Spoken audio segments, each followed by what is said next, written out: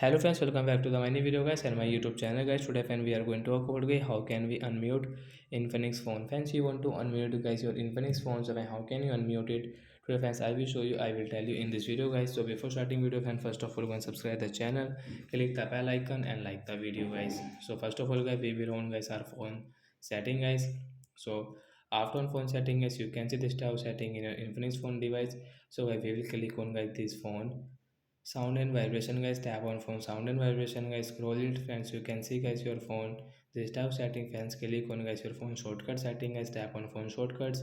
So as you can see guys your phone is on mute mode, so guys we will click on vibrate and we will off from here. So friends your phone will unmute. So friends you can use your Infinix phone without your mute mode setting. So that's it guys, thanks for watching the video guys. I hope friends you understood how to unmute Infinix phone device. So bye bye friends, thanks for watching the video guys. Friends, do you have any doubt guys related to guys your sound and vibration guys, you can ask me in comment section, I will check, I will help you. Bye guys.